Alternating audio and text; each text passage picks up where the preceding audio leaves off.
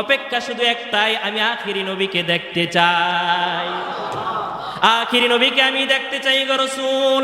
শত শত বছরের অপেক্ষা এগুলোকে নিরসন করে আজকে সেই কাঙ্ক্ষিত লগন আসছে, আজকে সেই কাঙ্ক্ষিত সময় আসছে। আখিরি নবী আমার এই গুহার মধ্যে আশ্রয় নিয়েছে, আখিরি জামানার পয়গম্বর আমার বাড়িতে আসছে, কিন্তু আবু বকর আমাকে দেখতে দেয় না। এটা সাপ হয়ে আমি সেটা মানতে পারি না, আমি মানতে পারি না। নিরুপায় হয়ে আমি তাকে দংশন করে দিলাম। রাসূল মাফ চাই। এরপরে নবীজি আমার আবু বকরকে নিয়ে ওই গুহার মধ্যে 3 দিন ছিলেন। 3 দিন পর আবার যখন মদিনা প্রান্তরে যখন নবীজি গেল, মদিনা প্রান্তরে এই দিক দিয়ে মদিনার মানুষগুলো জিলহজ মাসে নবীজির সাথে ফাইনাল ডিসিশন হয়েছিল, মনে আছে তো? বাইয়াতে আকাবায়ে সানিয়া বলা হয়। নবীজি তাদেরকে প্রতিশ্রুতি দিয়েছে, আমি আসবো, চিরেই তোমাদের কাছে আসবো। এই কথা শুনে মদিনাবাসীগুলো, ছোট বড় বৃদ্ধ বনিতা সব মানুষগুলো, নারী পুরুষ সবাই মিলে মদিনার প্রান্তরে ছুটে যায়। মক্কার প্রতিকূলে তারা, মক্কার পথের দিকে তারা সকাল থেকে সন্ধ্যা পর্যন্ত তাকাইয়া থাকে, অপেক্ষায় থাকে নবীজি আসবে, তাকে ফুলের মালা দিয়ে বরণ করবে। শিশুগুলো পর্যন্ত প্রতিদিন তারা মদিনার প্রান্তরে ছুটে যায়, তাকিয়ে থাকে। এইভাবে ছুটতে ছুটতে নবীজি যখন ওই মদিনায় গিয়ে পৌঁছলো, ওই দিনটা ছিল মুহররমের কয় তারিখ? 10 তারিখ ছিল। তার মানে নবীজি হিজরত যেদিন শুরু করেছিল 1 তারিখে, আর এই 10 দিন সফর করে যেদিন গিয়েছে সেদিন ছিল 10ম তারিখ। নবীজি যাওয়ার পর সেখানে এক দলকে পাইলেন, একদল মানুষ পাইলেন, দেখলেন ওই মানুষগুলো রোজাদার, কিচ্ছু খায় না। নবীজি বললেন, মা হাযাল ইয়াউম, হে মদিনাবাসী, আজকে কোন দিন? আজকে কিসের দিবস তোমরা রোজা রাখছো? কি দিন? মদিনাবাসী মানুষগুলো বললেন, ইয়া রাসূলুল্লাহ, আমাদের পয়গম্বর মূসা আলাইহিস সালাতু ওয়াস সালামকে আল্লাহ পাক সুদীর্ঘ 400 বছর পর্যন্ত এই যে পিঞ্জির এবং এই বন্দি থেকে, দাসত্ব জীবন থেকে, জালিম স্বৈরাচার ফেরাউনের হাত থেকে নীলনদ পার করে তিনি মুক্তি দিয়েছিলেন। এই দিনটাতে মুক্তি দিয়েছেন, এই জন্য শুকরিয়া আদায়ার্থে আমরা এই দিনে রোজা পালন করি। নবীজি বললেন, আনা আহাক্কু ওয়া আউলা মিনকুম বিমূসা, তোমরা মূসার এই বিজয়ের কারণে যদি আনন্দ উদযাপন করে রোজা একদিন রাখতে পারো, তাহলে আমি মুহাম্মদ ইবনে আব্দুল্লাহ, আমি তো মূসার ভাই, কারণ সমস্ত পয়গম্বর একে অপরের ভাই। নবীজি বললেন, আমি তো মূসার ব্যাপারে তোমাদের চাইতে বেশি হকদার। এরপরে নবীজি রোজা রাখলেন, সাহাবীদেরকে বলে দিন, ও আমার সাহাবীরা, সুমু ফিল ইয়াউম, এই দিনে তোমরা রোজা রাখবা, ওয়াখালিফুল ইয়াহুদ, এবং ইহুদিদের সাথে বিরোধিতা করবা, কেননা ইহুদিরা 10 তারিখে রোজা রাখে, তোমরাও যদি 10 তারিখে রোজা রাখো, মুসলমান ইহুদিদের সাথে কোনো পার্থক্য থাকে না, সুতরাং 2 দিন বাড়াইয়ে দিবা, হয়তো 10-এর সঙ্গে 11 লাগাইবা, নয়তো 10-এর সঙ্গে 9 লাগাইবা। রোজা রাখবা কয় দিন? 2 দিন নবীজি রোজা রাখলেন। ও মুসলমান, রমজান মাসের রোজা ফরজ হওয়ার আগ পর্যন্ত আশুরার রোজাটা ফরজ ছিল। মুসলমানদের আশুরার রোজা কি ছিল? এরপরে যখন দ্বিতীয় হিজরিতে রমজান ফরজ হইল, এরপরে আল্লাহ পাক রোজার মাস 30 দিন 30 রোজা ফরজ করলেন, আর পূর্বের মুহররমের রোজাগুলিকে ঐচ্ছিক করে দিলেন, যে চাইবে রাখবে, যে চাইবে না সে রাখবে না।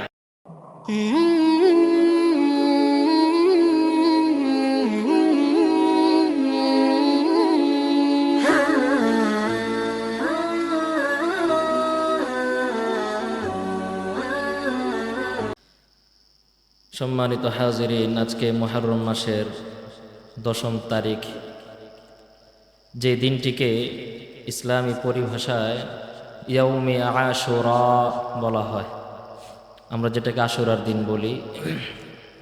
আশুরা, আশির থেকে আশুরা, এর অর্থ হচ্ছে 10ম দিন বা 10ম সংখ্যা।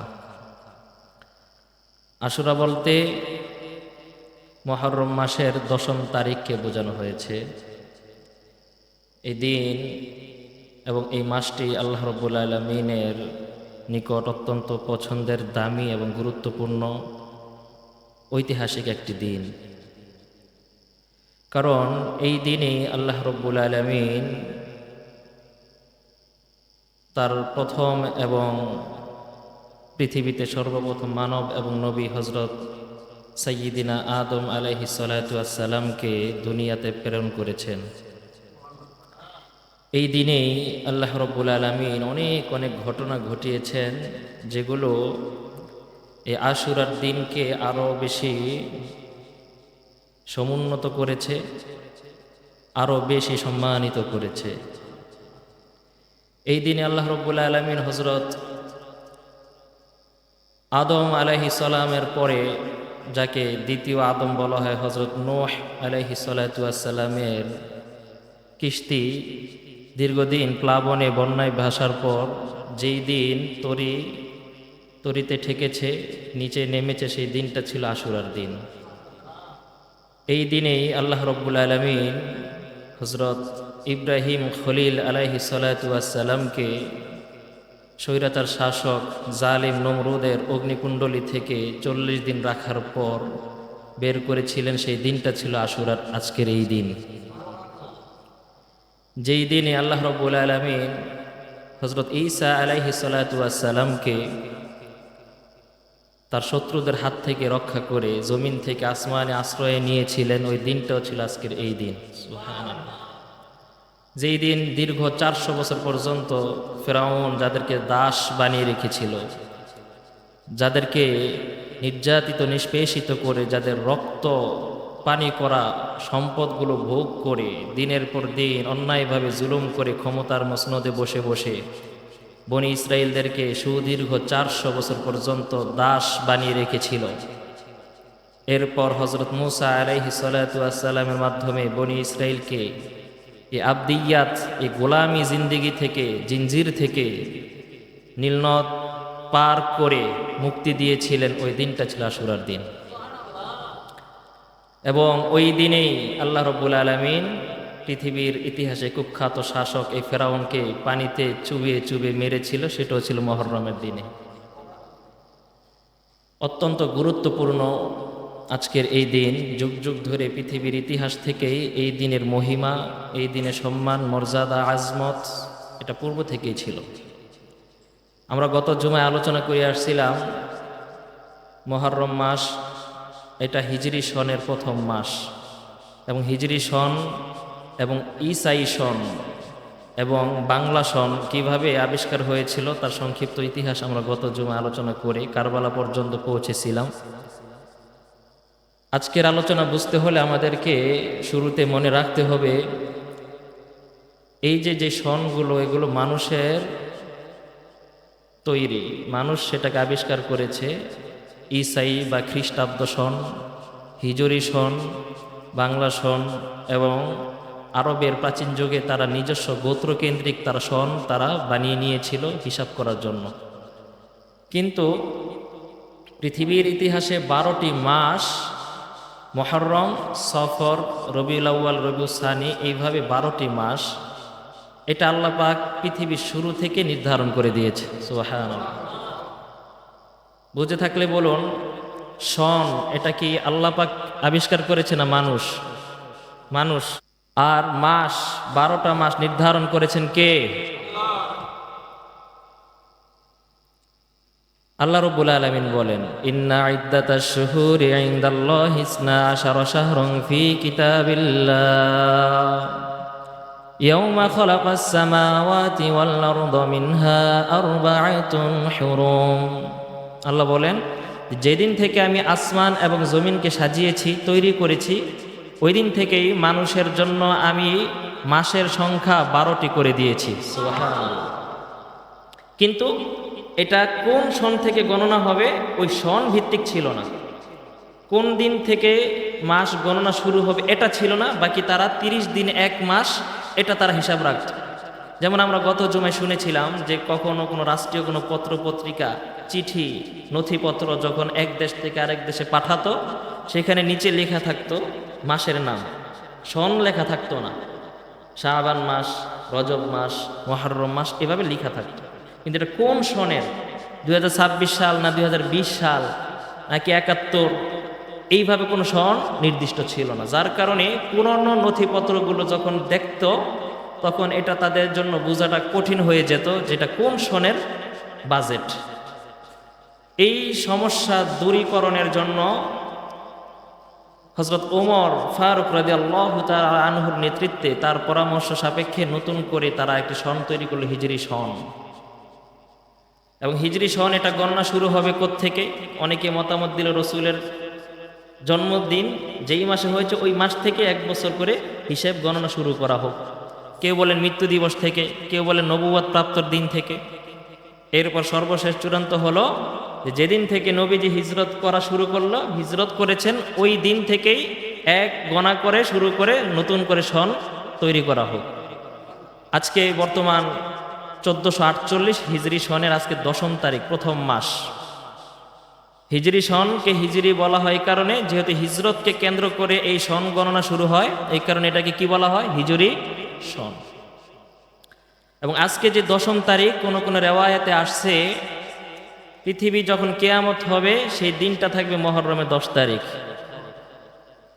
আরো অবাকের বিষয় হলো, এটা একটা দুর্বল রেওয়ায়াতে পাওয়া যায়, যেই 10 তারিখে মহররম দুনিয়া ধ্বংস হবে ওই দিনটা থাকবে ইয়াউমুল জুমআ, জুমার দিন।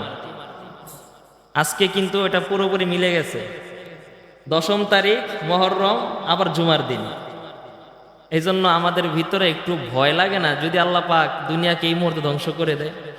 কোনো ভয় নাই, ঠিক না? কিসের এত বাহাদুরি, কিসের এত উন্নত প্রযুক্তি বলেন?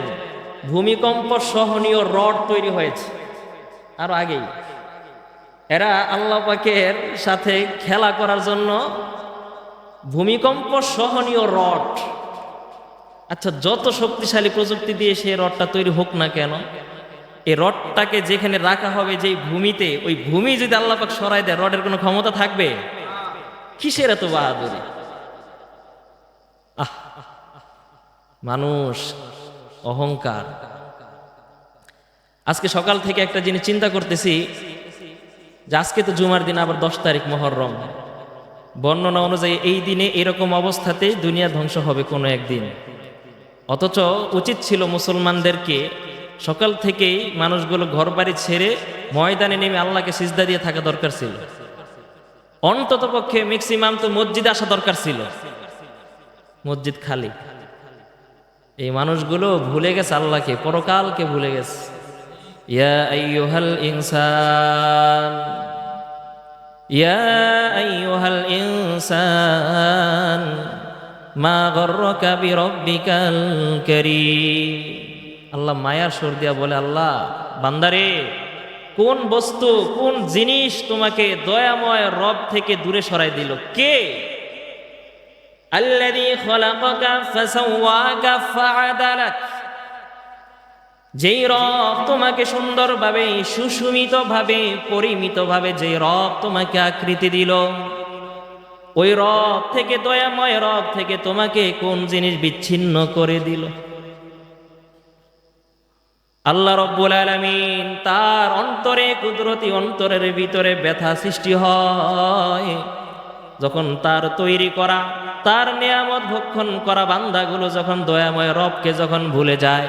আল্লাহ রব্বুল আলামিনের অন্তরের ভিতরে তখন একজন মা, একজন বাবা, তার সন্তান যখন অবাধ্য হয়ে যায়, ওই মা বাবার অন্তরে যেমন ব্যথা লাগে, তার চাইতে কোটি কোটি গুণে বেশি ব্যথা আমার আল্লাহর অন্তরে লাগে। মা গররাকা বিরব্বিকাল কারীম।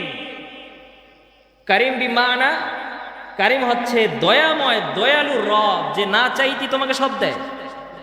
আপনি ঘুম থেকে উঠে আল্লাহর কাছে বলেন না, আল্লাহ আমাকে অক্সিজেন দেন, আল্লাহ আপনাকে দিচ্ছে।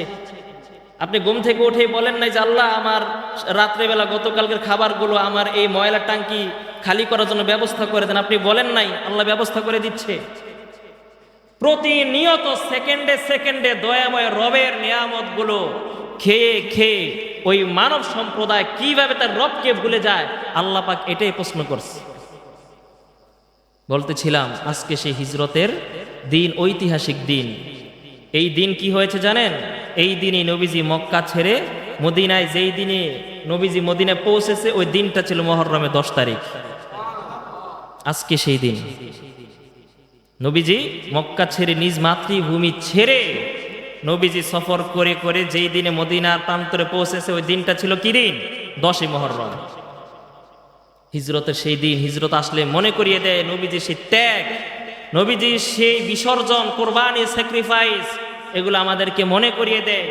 মুসলিম উম্মাহ তারা বছরে বছরে ঘুরে ঘুরে বারবার এই হিজরি সন গনে গনে, যাতে করে তাদের প্রাচীন পূর্বের রসুলের তাদের ঐতিহ্য তাহজিব তামাদ্দুন যাতে তাদের মনে থাকে, স্মরণ থাকে, এই কারণে হিজরি সনকে এই রসুল হিজরতের সাথে সংশ্লিষ্ট করেছে, যাতে মুসলমান জাতি বারবার মনে রাখতে পারে যে আমার জন্য আমার রসুল নিজ জন্মভূমিতে থাকতে পারে নাই। নবীজির কতটা মহব্বতের ছিল মক্কা আপনাকে বুঝাইতে পারবো কিনা জানি না।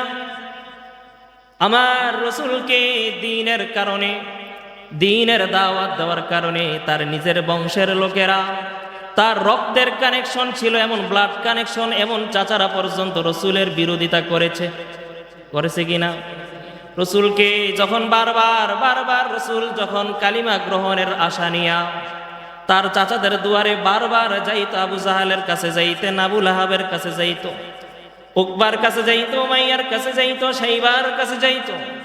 নবীজির মনে বড় আশা, আমার এই ক্ষমতাধর চাচারা যদি আমার পক্ষে চলে আসে তাহলে আরবের মধ্যে দ্বীন প্রচার করা আমি মুহাম্মদের জন্য সহজ হয়ে যাবে। কিন্তু ওই নরাদম আবু জাহেল, আবু লাহাবের দলের লোকেরা প্রতিবার আমার রসুলকে তারা ব্যর্থ করে ফিরিয়ে দিয়েছে। প্রতিবার রসুলকে অপমান অপদস্থ করে বারবার রসুলের কলিজাটা তারা খণ্ড বিখণ্ড করে দিয়েছে। এত কষ্ট যন্ত্রণা সহ্য করার জন্য আমার নবী সারাদিন মানুষের দেয়া এই কষ্টগুলো তিনি মুহূর্তের মধ্যেই খানায় কাবার দিকে নজর করতেন, সাথে সাথে কষ্টগুলো ভুলে যেতে। নবীজি তায়েফবাসীগুলো নবীজির গায়ের মধ্যে পাথর নিক্ষেপ করতে করতে দেহ মোবারক চামড়া ফাঁক করে রক্তগুলো ফিনকি দিয়ে বের হইত। শরীর থেকে রক্ত মোবারক পড়তে পড়তে শরীর নিস্তেজ হয়ে যায়, রক্ত শূন্য হয়ে আমার নবী জমিনে লুটাইয়া পড়ে। এরপর তার সফর সঙ্গীর সঙ্গে যখন পুনরায় আবার মক্কা ভূমিতে আসে, আমার নবী এই যে এত ব্যথা এত কষ্ট যন্ত্রণাগুলোকেও মুহূর্তের মধ্যে এখানে কাবার প্রান্তরে বসে বসে এখানে কাবার গিলাফ দেখে দেখে সমস্ত কষ্টগুলো দূর করতে। এতটা মহব্বতের ছিল তার মাতৃভূমি। হুব্বুল ওয়াতনি মিনাল ঈমান, হুব্বুল ওয়াতনি মিনাল ঈমান। দেশপ্রেম এটা হলো ঈমানের অঙ্গ। নবীজি বলেছেন হুব্বুল ওয়াতনি মিনাল ঈমান, দেশকে ভালোবাসা, দেশকে মহব্বত করা এটা ঈমানের অংশ। এই জন্য যারা টুপিদারি পরে, যারা হুজুর হয়েছে, যারা ঈমান, যারা ইলম শিক্ষা করেছে, এদেরকে দেশপ্রেম শিখানোর জন্য কোনো সেকুলার দরকার হয় না। এদের অন্তরের ভিতরে এই যে দেশের প্রতি মায়া মহব্বত দিয়ে দিয়েছেন কে? আজ পর্যন্ত ইতিহাসে এমন পাওয়া যাবে না কোন টুপিদারি ওয়ালা দেশের অর্থ অবৈধভাবে পাচার করে বিনদেশে বাড়ি করছে।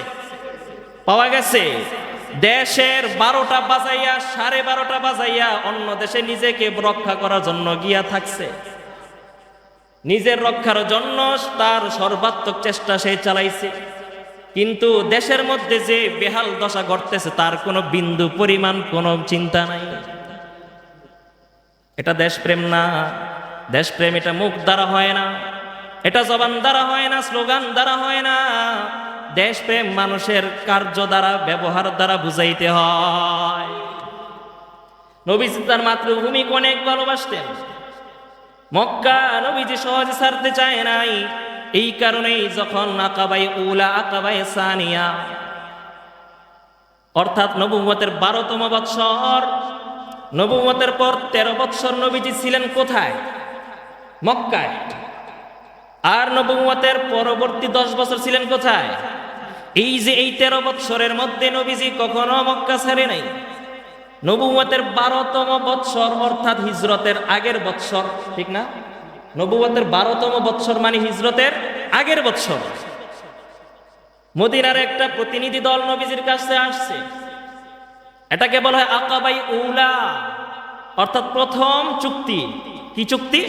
যে ইয়া রাসূলুল্লাহ, আপনার এলাকার মানুষগুলো আপনাকে বুঝে না, চিনে না, আপনাকে কষ্ট দেয়, আপনি আমাদের এখানে চলে আসুন, আমরা আপনার ঈমান আনবো, আমরা আপনার পথে চলবো, আমরা আপনাকে নিরাপত্তা দিব।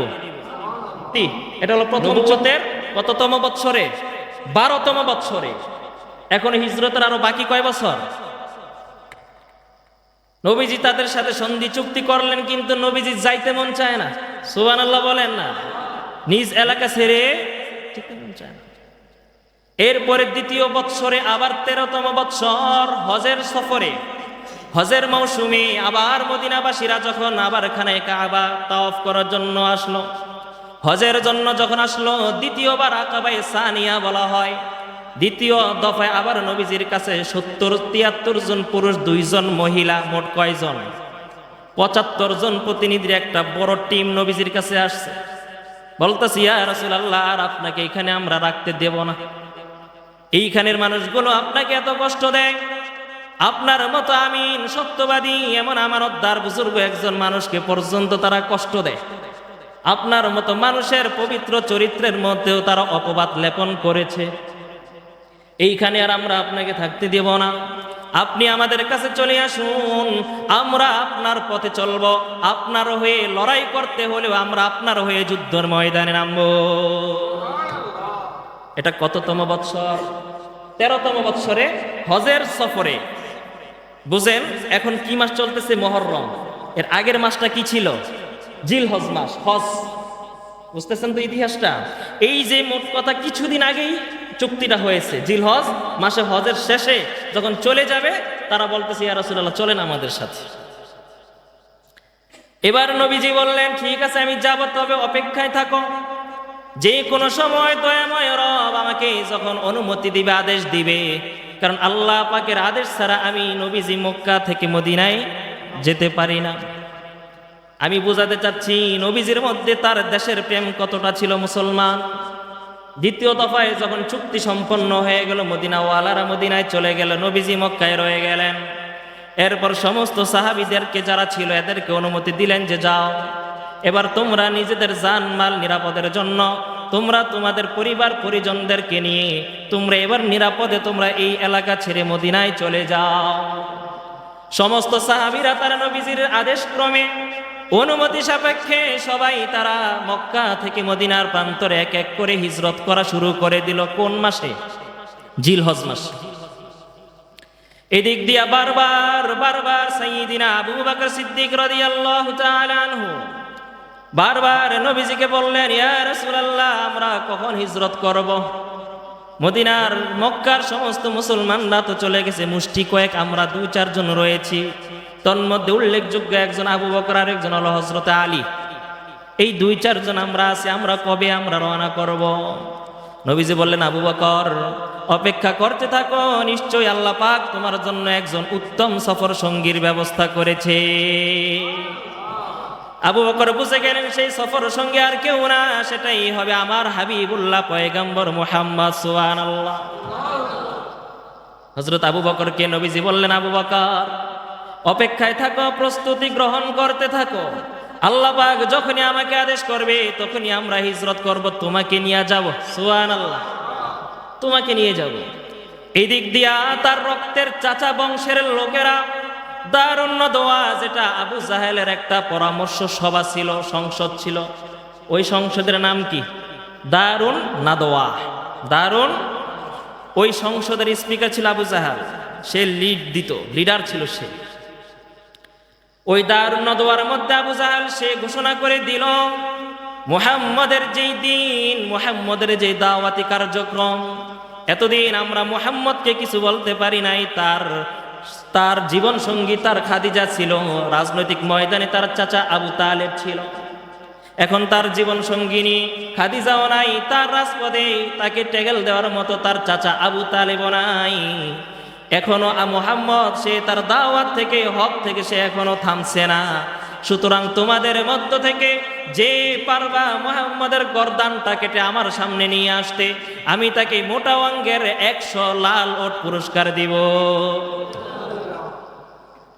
পুরস্কারটা ছোট না বড়? আর আমি অনেক বড়। 100 লাল ওট, সাধারণ ওট না, লাল ওটের দাম অনেক বেশি, অনেক বেশি। পুরস্কারের কথা শুনে সবাই ব্যতিব্যস্ত হয়ে গেল, সবাই চাচ্ছে পুরস্কারটা তার হোক। উপস্থিত মাজলিসের মানুষগুলো সবাই সঙ্গে সঙ্গে দিক বেদিক ছুটে গেল, সুযোগ সন্ধানী হয়ে সবাই সুযোগের অপেক্ষা করছে, মুহাম্মদকে মারবে। এই খবরটা আল্লাহ পাক তার হাবিবকে ওহির মাধ্যমে জানাইয়া দিল, ও নবী আমার, ও গো আমার হাবিব, যেই জন্মভূমিতে আপনার জন্ম হয়েছে, যেই জায়গার মধ্যে আপনার বাবার জন্ম হয়েছে, যেই জায়গার মধ্যে আপনার দাদা, আপনার মা, আপনার বংশধর সবাই যেখানে জন্ম হয়েছে, যেই জন্মভূমি, যেই মাটির সঙ্গে গড়াগড়ি করে আপনার শৈশব কেটেছে, যেই এলাকার মধ্যে আপনার শৈশব ছিল, কৈশোর ছিল, তরুণ ছিল, যৌবন ছিল, ওগো নবী আমার, এখন আর এই ভূমিতে থাকাটা আপনার জন্য নিরাপদ না। এই মুহূর্তে আপনি তাড়াতাড়ি করে আপনার বন্ধুকে নিয়ে আপনি তাড়াতাড়ি হিজরত করেন। নবীজি সংবাদটা পেয়ে সঙ্গে সঙ্গে যখন সফরের জন্য রওনা করবে, ঘর থেকে বের হয়ে দেখে ঘরের চতুর্দিকে ওই কাফের দুষ্ট লোকেরা ঘেরাও করে রাখছে। নবীজি দেখলেন চতুর্দিকে দুশমন, বের হওয়ার কোনো সুযোগ নাই।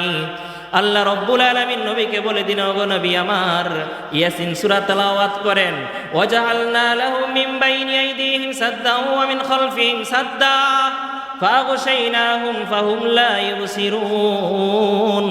এই আয়াত পড়ে আপনি এক মুষ্টি মাটি নেন, এক মুষ্টি বালু নিয়ে ফু দেন, আপনি ওই বালুগুলো আপনি ফেলে দিবেন, প্রত্যেকটা বালুর প্রতিটা কণা আমি কাফেরদের চোখে ঢুকাইয়া দিব। নবীজি যখন বালুগুলো নিয়ে যখন ছিটিয়ে দিলেন, প্রত্যেকটা কাফের মুশরিক বেঈমান তারা চোখ ডলাডলি শুরু করে দিয়েছে। একজন আরেকজনকে কয়, কিরে আমার চোখের মধ্যে হলুদ মরিচ দিল কে? একজনকে, কিরে আমার চোখের মধ্যে বালু দিল কে? এভাবে একজন আরেকজনকে নিয়ে কেউ কাউরে দেখে না। এতক্ষণ তারা সুন্দর শিকলের মতো ছিল গোল হয়ে, কিন্তু এখন তারা দেখে কেউ তাদের কাছে নাই, কেউ কারো কথাও শোনে না, কেউ কাউকে দেখতেও পায় না। সুবহানাল্লাহ বলেন। এদিক দিয়ে নবীজি সুন্দরভাবে কাফেরদের মধ্য দিয়ে বের হয়ে গেলেন। ওই দিক দিয়ে সাইয়্যিদিনা আবু বকর সিদ্দিক রাদিয়াল্লাহু তাআলা আনহু তার বাড়ির সামনে গিয়া যখন ফাকরাল বাব, আবু বকরের দরজার মধ্যে যখন টোকা দিল, সঙ্গে সঙ্গে সাইয়্যিদিনা ইয়া রাসূলুল্লাহ একবার গরাঘাত করতেই দেরি, সঙ্গে সঙ্গে দরজা খুলতে দেরি হয় নাই। নবীজি অবাক হয়ে বললেন, কি ব্যাপার আবু বকর, তুমি কি রাত্রিবেলা ঘুমাও নাই? দরজার মধ্যে শব্দ করতেই দরজা খুলে দিলা। সাইয়্যিদিনা আবু বকর বললেন, ইয়া রাসূলুল্লাহ, আজ কতদিন আগে আপনি বলেছেন যে কোনো সময় আমাদের হিজরতের ডাক আসতে পারে গো রাসূল। আমি আবু বকর ওই দিন থেকে আমার পিঠটাকে আমি বিছানার মধ্যে লাগাই না, ওই দিন থেকে আমার পিঠ আমি বিছানার মধ্যে লাগাই না, কারণ ওগো রাসূল আমি ঘুমে বিভোর থাকবো, আপনি এসে দরজায় দাঁড়াইয়া থাকবেন, এই কষ্ট আমি আবু বকর মানতে পারবো না। এরপর থেকে আমি আমার পিঠ ঘুম লাগলে, ঘুম তন্দ্রা আসলে আমি আমার পিঠ দরজার সাথে লাগাইয়া দাঁড়াইয়া থাকি, আর অপেক্ষায় থাকতে থাকি কোন সময় জানি পয়গাম্বর চলে আসে, কখন যেন চলে আসে পয়গাম্বর। এরপরে নবীজি বললেন, আবু বকর কথা বলার সময় নাই, তাড়াতাড়ি চলো, দুশমন পিছনে লেগে গেছে আমাদেরকে খুন করার জন্য, তাড়াতাড়ি এলাকা ছাড়ো। আবু বকর সিদ্দিক রাদিয়াল্লাহু তাআলা আনহু নবীজির ওই যে আগের কথা শুনে সে দুইটা ওট আগে থেকে রেডি করে রাখছে, দুইটা ওট নিয়ে এবার তারা পথে দিয়ে চলতেছিল। কিন্তু আরবের মানুষের মেধা, বিচক্ষণতা, বুদ্ধিমত্তা এত বেশি আল্লাহ পাক দিয়েছে, আরবের মানুষগুলো তারা মরুভূমির বালুকাময় ভূমি দিয়ে মানুষ যখন চলতো, পায়ের চিহ্ন দেখে তারা বুঝে ফেলতো এটা কার পায়ের ছাপ। কি বুদ্ধি আল্লাহ পাক তাদেরকে দিয়েছে, মেধা। এই কারণে আরবের মানুষগুলো নবীজির থেকে যখনই কোনো কথা শুনতো, ওইটা পরবর্তীতে তারা হাদিস হিসেবে সংরক্ষণ করে রাখতো। আপনি দেখেন নবীজি কখন কোন সময় একটা কথা কিভাবে বলেছে, কোন সেন্টেন্স, কোন ওয়ার্ডস শব্দ উল্লেখ করেছে, সব পাই টু পাই পুঙ্খানুপুঙ্খানুভাবে এগুলো যে তারা লিপিবদ্ধ করেছে, সংরক্ষণ করেছে। যদি তাদের মাথা মেধা যদি আমাদের মতো দুর্বল হতো, এটা কি সম্ভব হতো? আরবের মানুষের ব্যাপারে এরকম আছে, রসুলের পালক পুত্র জায়েদ বিন হারেসা, এই জায়েদ বিন হারেসার ছেলে ছিল ওসামা, যে ছিল খুব কালো। জায়েদ সুন্দর, তার স্ত্রীও সুন্দর, কিন্তু তাদের সন্তানটা ছিল কালো, এই জন্য মক্কার মানুষগুলো তার ব্যাপারে অপবাদ দিত। একদিন হযরত জায়েদ এবং তার ছেলে ওসামা মসজিদে নববীতে চাদর মুড়ি দিয়ে শুয়েছিল। পা দুইটা খালি ছিল, মাথা দুটো ঢাকা ছিল। মক্কার এক লোক ভিতরে ঢুকেছে, পা দুটা দেখে সে বলেছে, আল্লাহি, এই পা দুটা একটা আরেকটার থেকে, অর্থাৎ এই পা দুটা তারা নিজে একজন বাবা একজন সন্তান। পা দেখে তারা অনুমান করে ফেলতো, কি পরিমাণ অনুমান শক্তি তাদের ছিল। এটা আল্লাহ পাক বিশেষভাবে তাদের মেধা শক্তি দিয়েছে এই কারণেই, কারণ তাদের মাধ্যমে ইসলামটা কিয়ামত পর্যন্ত জিন্দা থাকবে, তাদের মাধ্যমে হাদিসগুলো সংরক্ষিত থাকবে, তাদের মাধ্যমে ইলমে তাফসির থাকবে, তাদের মাধ্যমে উলুমুল হাদিস থাকবে, তাদের মাধ্যমে সমস্ত ইলমে লাদুনি, ইলমে ওহী, আসমানি ইলমের ধারা কিয়ামত পর্যন্ত বিরাজমান থাকতে যেন পারে, এই কারণে আল্লাহ পাক তাদের মেধা বেশি দিয়েছে। সুবহানাল্লাহ। তারা পদচিহ্ন দেখে মানুষ বের করে ফেলতো যে এই পায়ের চিহ্নটা কার। সুবহানাল্লাহ বলেন। এরপর তারা যারা চিনতে না পারে, নবীজি কি করলেন, বালুকাময় ভূমি, মরুভূমির পথ, পিছনে শত্রু, নবীজি তার পায়ের পুরাটা পা মাটির মধ্যে সুন্দরভাবে স্থির করে রাখে না, যাতে করে পায়ের চিহ্ন তারা যেন বুঝতে না পারে। এই কারণে নবীজি পায়ের অগ্রভাগ মানে আঙ্গুলের উপরে ভর করে করে করে করে মরুভূমি চলতে লাগলে। কি কষ্ট মুসলমান বুঝেন এবার। এক তো হাঁটা কত কষ্ট, দ্বিতীয়ত পা পুরাটা বিছায় না, একটু একটু করে রাখে। এরপরেও নবীজি কিছু দূর যাওয়ার পর নবীজি লক্ষ্য করলেন তার পাশে থাকা সফর সঙ্গী নাম কি, আবু বকর সিদ্দিক রাদিয়াল্লাহু তাআলা আনহু। বারবার তিনি পার্শ্ব পরিবর্তন করতে লাগলেন। একবার হযরতে আবু বকর ডানে যায়, আরেকবার আবু বকর তিনি বামে সরে আসে, আবার বাম থেকে আবার যায় সামনে, আবার যায় পিছনে। পথ চলতেছে, আবু বকর বারবার বারবার নবীজির দিকে সে পার্শ্ব পরিবর্তন করতেছে। নবীজি বললেন, ও আবু বকর, এক পথ ধরে হাঁটো না কেন, তুমি বারবার কেন পার্শ্ব পরিবর্তন কেন করো আবু বকর? নবীজি কি বললেন? আবু বকর বললেন, ওগো আল্লাহর হাবিব, চতুর্দিকে আমাদের দুশমন লেগে গেছে। ডানে আমাদের দুশমন, বামে আমাদের দুশমন, সামনে আমাদের দুশমন, পিছনে আমাদের দুশমন। আমি আবু বকর একা মানুষ, কয় দিক আমি সামাল দিব গো নবী? আমি যখন ডান দিকে চলি তখন আমার মনে হয় বাম দিক থেকে শত্রুরা আপনার দিকে তীর মারবে। এই কারণে আমি আবু বকর আপনার বামের দিকে চলে যাই। আবার বাম দিকে চলতে চলতে আমি আবু বকরের মনে হয় পিছন দিকে আপনাকে তীর মারবে। এই কারণে আমি আবার পিছনের দিকে চলে আসি। আবার মনে হয় সামনের দিক দিয়ে যদি তীর মারে, এই কারণে আমি আবার পুনরায় সামনের দিকে চলে আসি গো নবী। একজন মানুষ আমি কত দিক সামাল দিব? আমি আবু বকর বেঁচে থাকতে আপনার শরীরে দুশমনদের তীর লাগবে, আমি আবু বকর সেটা সহ্য করব না। আমি আবু বকর সহ্য করব না গো নবী। আমি আবু বকরের শরীরে দুশমনের তীরগুলো লাগাইব, আপনার গায়ে আমি তীর লাগতে দিব না গো নবী। এইভাবে চলতেছে চলতেছে আবু বকর, নবীজিও তার পায়ের আঙ্গুলের উপরে দিয়ে ভর করে চলতে লাগলেন। হঠাৎ করে চলতে চলতে চলতে চলতে যখন দেখলে সামনে বিশাল বড় একটি পর্বত পাহাড় চলে আসছে, গারে সুর যেটাকে বলা হয়, সুর পাহাড়, জাবালে সুর। এটা এত উঁচা একটা মাউন্টেড পাওয়ার, এত উঁচা একটা পাহাড়। ওই সময়ে যদি কেউ পাহাড়ের চূড়ায় থাকতো, নিচ থেকে তাকাইলে পাহাড়ের চূড়ায় থাকা মানুষটাকে কবুতরের মতো মনে হতো। সুবহানাল্লাহ ভাই না? আরে পাহাড়ে ওঠা কি যে কষ্ট, যে না উঠছে সে বুঝবে না। কিছুদিন আগে সফরে গিয়ে উঠেছিলাম হিমসরি পাহাড়ে, সেখানে আপনার ওঠার জন্য ব্যবস্থা আছে, সুন্দরভাবে রেলিং দিয়ে তার সিঁড়ি সিঁড়ি করে দিয়েছে। ওই পাহাড়টা তো উঠতে হলে আমাদের শক্তিশালী যুবকদের, আমার কথা বলছি, 4 থেকে 5 বার আমরা বৈশাখ রেস্ট করছি। পাহাড়ি রাস্তা সিঁড়ি করে দেওয়া, ওঠার জন্য সুব্যবস্থা আছে। এরপরেও আমরা উঠতে গিয়ে 4 থেকে 5 বার বসে রেস্ট করছি, পানি খাইছি।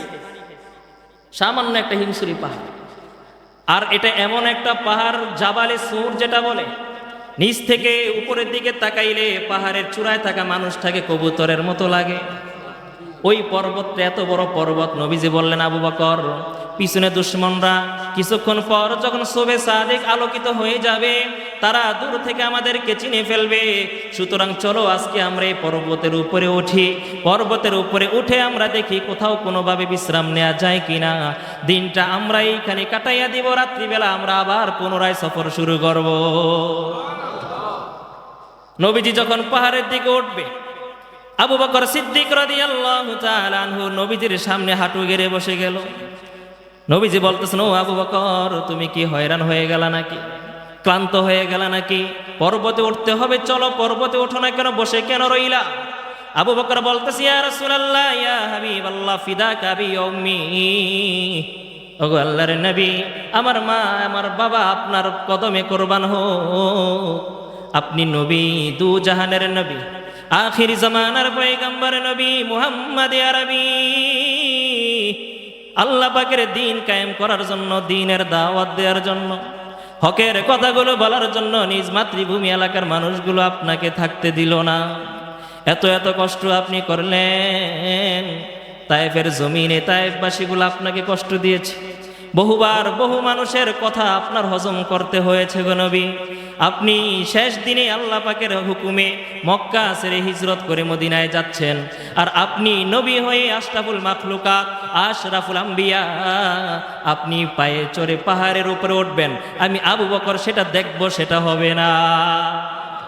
ওগো নবী, আমি বসে গেলাম, আমার কাঁধ আপনার জন্য পালকি বানাইয়া দিলাম। এই আরো জোরে বলেন সুবহানাল্লাহ। আমার কাঁধ আপনার জন্য পালকি বানাইয়া দিলাম। ওগো রাসূল, আপনি আমার কাঁধের উপরে বসে যান, আমি আবু বকর আপনাকে পাহাড়ের উপরে উঠাইয়া দিব। নবীজি আবু বকরের কাঁধের উপরে বসে গেলেন। সাইয়্যিদিনা আবু বকর সিদ্দিক রাদিয়াল্লাহু তাআলা আনহু মুরব্বী মানুষ, অন্তরের ভিতরে আল্লাহ পাকের ভয়, নবীজির আজমত সম্মান এত বেশি ছিল, যার কারণে শারীরিক বার্ধক্য, শারীরিক দুর্বলতা তার অন্তরকে, ঈমানকে দুর্বল করতে পারে না। আবু বকর নবীকে নিয়ে গাড়ি সুর, জাবালে সুর পর্যন্ত চূড়ায় উঠে গেলেন। চূড়ায় আরোহণ করার পর আবু বকর নবীকে বসাইলেন। নবীজি বলতেছে, ও আবু বকর, ওই যে একটা গর্ত দেখা যায়, চলো আজকে রাত্রে ওইখানে কাটাইয়া দেই। এই বইলা যখন নবীজি যখন গর্তের মধ্যে নামবে, আবু বকর বললেন, ইয়া রাসূলুল্লাহ, ইয়া হাবিবাল্লাহ, একটু বসুন, একটু অপেক্ষা করুন। এই যে পাহাড়ের মধ্যে যে গর্তগুলো থাকে, এগুলো খুব ডেঞ্জারাস, বিপজ্জনক হয়। অনেক সময় বিষধর পোকামাকড় থাকে, বিষধর সাপ থাকে, এই স্যার অন্য অন্য আনুষঙ্গিক কিছু থাকতে পারে গো নবী। আপনি গেলে যদি কোনো কিছু আপনাকে দংশন করে, আমি সেটা সহ্য করব না। আপনি বসুন, আমি আগে আবু বকর গর্তের ভিতরে নামবো। আবু বকর সিদ্দিক রাদিয়াল্লাহু তাআলা আনহু গর্তের ভিতরে নামলেন। গর্তের ভিতরে নামার পর দেখলেন গর্তটা চতুর্দিকে ছোট ছোট সাপের গর্ত, ছিদ্র দেখা যায়।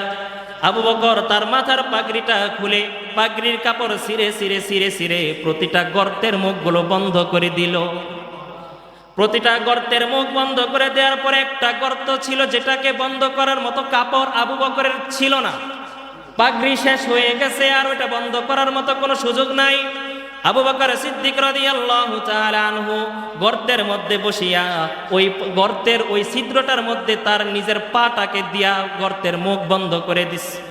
এরপর নিজে বসে মাটির মধ্যে দুই পা এইভাবে সেরায়াত করে দিয়েছে। দুই পা সরায়াত করে দিয়ে এক পায়ের তালু দিয়ে আরেক পায়ের গর্ত বুঝিয়ে রাখছে।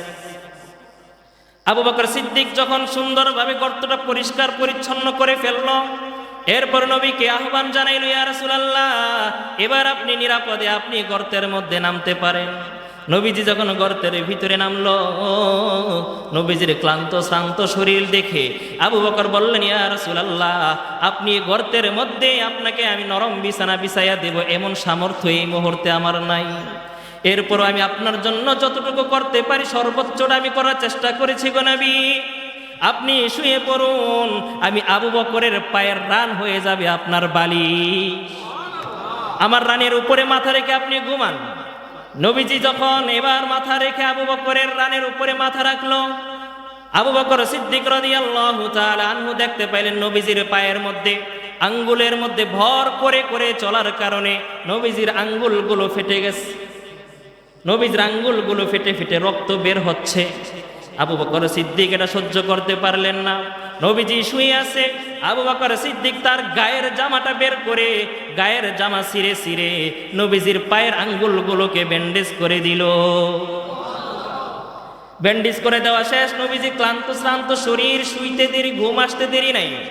কিন্তু আবু বকর বারবার বারবার চিন্তা করতেছে, কি যেন হয়, কি যেন হয়।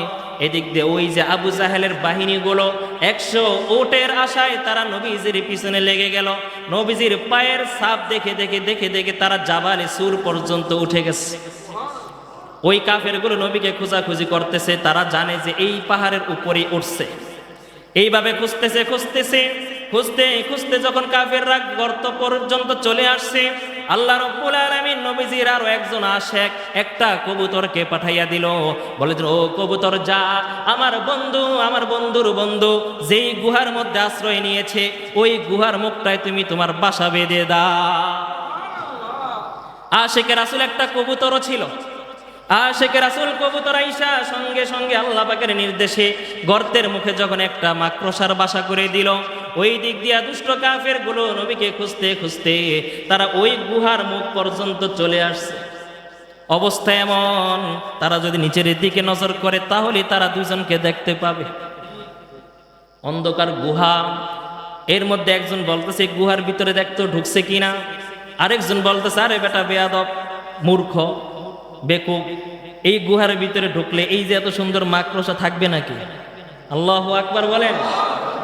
এই গুহার ভিতরে ঢুকলে মাকড়সার বাসা আসলো কোত্থেকে? মিনিমাম তো এটার মধ্যে 2-4 দিনের মধ্যে কেউ ঢুকে নাই। তারা এটা দেখি আর গুহার ভিতরে ভালোভাবে লাইট মাইট মারে নাই, ঢুকে নাই, ওপার থেকে চলে আসছে। এদিক দিয়ে কাফেরদের পায়ের আওয়াজ শুনে শুনে আবু বকর খুব চিন্তিত হয়ে গেছে। নবীজি আবু বকরের চিন্তা দেখে নবীজি বলতেছে, ও আবু বকর, চিন্তা করিও না, লা তাহজান ইন্নাল্লাহা মা'ানা। মনে রাখো আবু বকর, এই গুহার ভিতরে তুমি আমি আছি, শুধু তুমি আমি নয়, তোমাকে আমাকে রক্ষা করার জন্য আরো একজন আছে। আওয়াজ করে বলতে হবে তিনি কে? চিন্তা করিও না, আমরা দুজন, আরেকজন আছে, তিনি আমাদেরকে রক্ষা করবেন। লা তাহজান, ডোন্ট ওয়ারি, কোনো চিন্তা করবা না, আল্লাহ কিন্তু আমাদের সঙ্গে আছে। এরপর কাফের গুলো চলে গেল। আবু বকর এবং নবীজি যখন আউট অফ ডেঞ্জার হয়ে গেল, বিপজ্জনক যখন দূর হয়ে গেল, তখন আবু বকর নবীকে বলতেছে, ইয়া রাসূলুল্লাহ, এবার আপনি একটু শান্তিতে ঘুমান, অনেকটা পথ অতিক্রম করেছেন, ক্লান্ত শরীর, আপনি ঘুমান। নবীজি যখন আবু বকরের কোলে মাথা রেখে ঘুমাইছে, এর মধ্যে আবু বকর যে ছিদ্রের মধ্যে পা দিয়ে রাখছিল, ওই পায়ের মধ্যে কে যেন বারবার বারবার এরকম করে সুরসুরি দিতেছে। আবু বকর বুঝেছে এখানে কিছু আছে। আবু বকর পা নাড়ে না, পা নাড়লে নবীজির ঘুম ভেঙে যাবে। আল্লাহু আকবার বলেন না। পা নাড়লে নবীজির ঘুম ভেঙে যাবে, আবু বকর পা নাড়ে না। এরপর ওই ভিতরে থেকে ওই সাপ বারবার বারবার ব্যর্থ হয়ে তিনি নিরুপায় হয়ে তিনি আবু বকরের পায়ের মধ্যে দংশন করে দিল। পাহাড়ি সাপ, বিষধর সাপ, যেই সাপ জল স্থল ভাগে থাকে, শুকনায় যেই সাপ থাকে ওই সাপের বিষ বড় মারাত্মক হয়। পাহাড়ি সাপের দংশনের সাথে সাথে আবু বকরের শরীরটা নীল হয়ে গেছে বিষে। তারপর আবু বকর আশিকে রাসূল, তিনি পা সরায় না, নবীজির ঘুম ভাঙবে। এইভাবে বারবার বারবার একাধিকবার সাপ যখন আবু বকরের পায়ের মধ্যে একের পর এক দংশন করতেছে, আবু বকর তার এই ব্যথাগুলোকে দূর করার জন্য আওয়াজ করে চিৎকারও করতে পারে না, কারণ আওয়াজ করলে নবীজির যদি ঘুম ভেঙে যায়। আওয়াজ করে কান্দে না আবু বকর। আওয়াজকে যদিও কন্ট্রোল করা যায়, কিন্তু চোখের পানি তো কন্ট্রোল করা যায় না। আবু বকরের ব্যথায় যখন ব্যথিত হইয়া পুরো শরীর যখন কুকড়ে উঠল, ব্যথায় যখন নীল হয়ে গেল, নিজের অজান্তেই চোখ বেয়ে বেয়ে পানির ফোয়ারা পড়তেছে, গাল বেয়ে বেয়ে পানিগুলো পড়তে পড়তে একটা পর্যায়ে আমার রাসূলের চেহারা মুবারকে এক ফোঁটা পানি পড়েছে। পানি পড়ার সঙ্গে সঙ্গে নবীজির ঘুম ভেঙে যায়। নবীজি দেখে আবু বকর তার সফর সঙ্গী প্রিয় মানুষটার চেহারাটা মলিন হয়ে গেছে আর ব্যথায় কোকড়াচ্ছে, ঠোঁটগুলো কাপা কাপা, ঠোঁটে কি যেন আবু বকর বলতে চায় কিন্তু বলে না। নবীজি বললেন, ও আবু বকর, কি হয়েছে তোমার, চোখে পানি কেন? আবু বকর বলে, ইয়া রাসূলুল্লাহ, গর্তের ভিতরে কি যেন একটা রয়েছে, আমাকে বারবার আঘাত করতেছে, দংশন করতেছে। নবীজি বলে, তাহলে পা সরাও না কেন? আবু বকর বলে, ইয়া রাসূলুল্লাহ, এই সাপ আমাকে দংশন যত করতে পারে করবে, জীবন যাবে, সাপকে আমি বের হতে দিব না। নবীজি বললেন, পাগলামি বাদ দাও আবু বকর। নবীজি পা সরাইয়া ক্ষত জায়গার মধ্যে তার লোহাব, তার লালা মুবারক গুলো ওই দংশন ক্ষত জায়গার মধ্যে লাগাইতে দেরি, আল্লাহ পাকের কি কুদরতি, সঙ্গে সঙ্গে আবু বকরের শরীরের সমস্ত বিষগুলো পানি হতে দেরি হয় না। পানি হয়ে গেছে। এটা আমার রসুলের অন্যতম আরো একটা মুজিজা, যেই রসুলের লালা মুবারক লাগলে সবচাইতে বিষধর সাপের বিষ পর্যন্ত পানি হয়ে যায়। সাপ এবার বের হইল, বলতেছে নবীজি বলে, সাপ আমার সফর সঙ্গী আমার প্রধান সাহাবীকে তুমি কষ্ট কেন দিলা? সাপের জবান খুলে দিলেন কে? সাপ তার নিজস্ব ভাষায় নবীকে বুঝাইতেছে, ইয়া রাসূলুল্লাহ, আমি আপনার এই আশেক ভক্ত সাহাবীকে আমি প্রথমেই দংশন করি নাই, শুরুতে আমি তাকে মাথা দিয়ে আঘাত করেছি, পা যেন সরায়, কিন্তু সে পা তার নড়ায় নাই। ওগো রাসূল, নিরুপায় হইয়া আমি বাধ্য হইয়া আমি এই কারণে তাকে দংশন করেছি।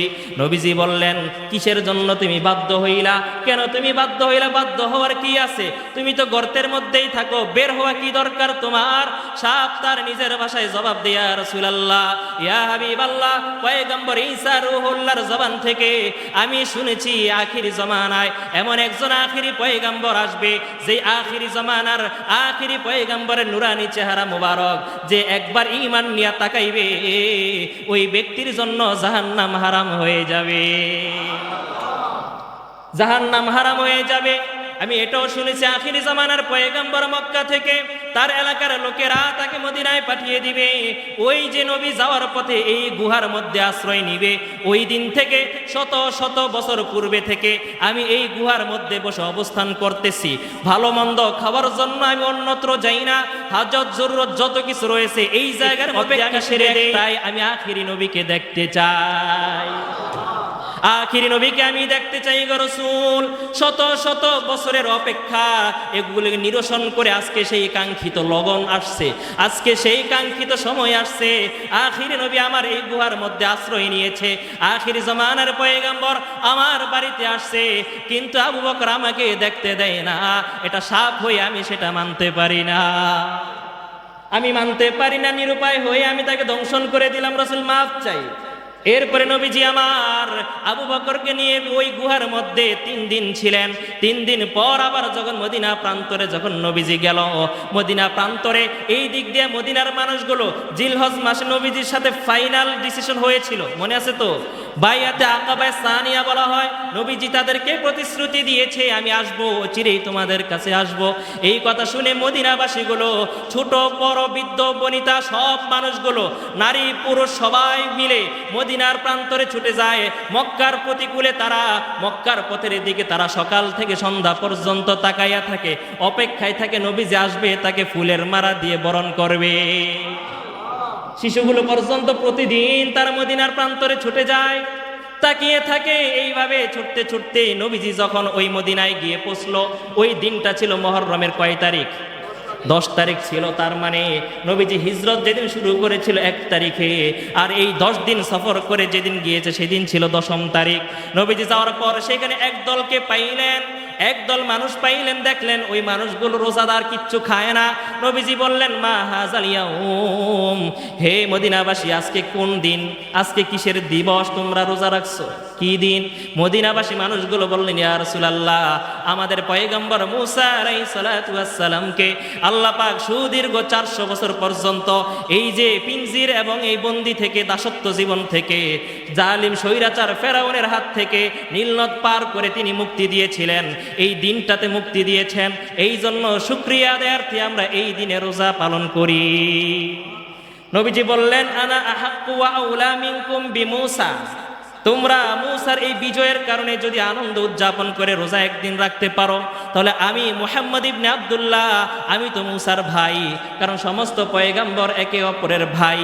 নবীজি বললেন, আমি তো মূসার ব্যাপারে তোমাদের চাইতে বেশি হকদার। এরপরে নবীজি রোজা রাখলেন, সাহাবীদেরকে বলে দিলেন, ও আমার সাহাবীরা, সুমু ফিল ইয়াউম, এই দিনে তোমরা রোজা রাখবা, অখালিফুল ইয়াহুদ, এবং ইহুদিদের সাথে বিরোধিতা করবা, কেননা ইহুদিরা 10 তারিখে রোজা রাখে, তোমরাও যদি 10 তারিখে রোজা রাখো, মুসলমান ইহুদিদের সাথে কোনো পার্থক্য থাকে না, সুতরাং 2 দিন বাড়াইয়ে দিবা, হয়তো 10-এর সঙ্গে 11 লাগাইবা, নয়তো 10-এর সঙ্গে 9 লাগাইবা। রোজা রাখবা কয় দিন? 2 দিন নবীজি রোজা রাখলেন। ও মুসলমান, রমজান মাসের রোজা ফরজ হওয়ার আগ পর্যন্ত আশুরার রোজাটা ফরজ ছিল। মুসলমানদের আশুরার রোজা কি ছিল? এরপরে যখন 2য় হিজরিতে রমজান ফরজ হইল, এরপরে আল্লাহ পাক রোজার মাস 30 দিন 30 রোজা ফরজ করলেন, আর পূর্বের মুহররমের রোজাগুলিকে ঐচ্ছিক করে দিলেন। যে চাইবে রাখবে, যে চাইবে না সে রাখবে না। আজকের 10ম তারিখের রোজা কেউ রাখছি আমরা? কারা কারা সৌভাগ্যবান ব্যক্তিগুলো একটা হাত তুলে দেখান দেখি আল্লাহ রে। কয়জন আছেন? আল্লাহু আকবার, মাশাআল্লাহ। আছে 4-5 জন আছে। আল্লাহ পাক আমাদের সবাইকে এই 10ম তারিখ আগামী বছর থেকে সুন্দরভাবে রোজার মাধ্যমে পালন করার তৌফিক দান করেন।